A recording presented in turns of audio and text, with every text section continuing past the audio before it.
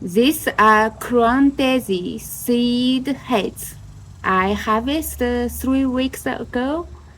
Now I have time to separate seeds from seed heads. As you can see, if I gently take away those dried flower petals, underneath of the flower petals are the seeds.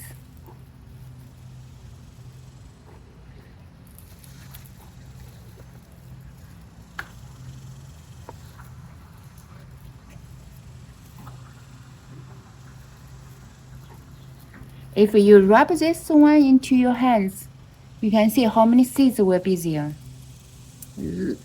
Lots of seeds. Just this one single flower head.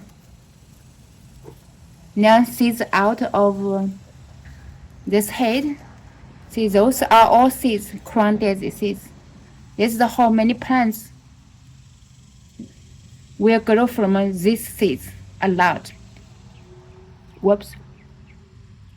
I try to gently blow the materials away from seeds.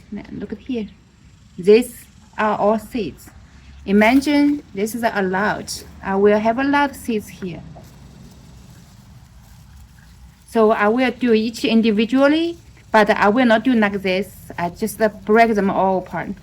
Have the seeds.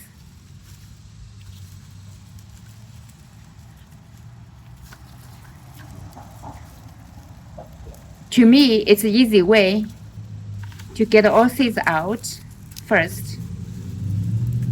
Then I can separate them with the wind method.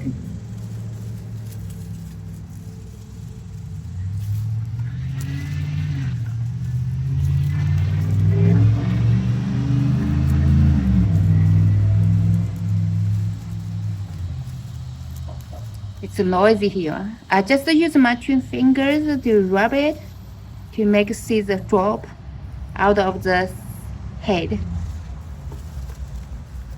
Same as this one. Of course, 4 fingers is much quicker and easier.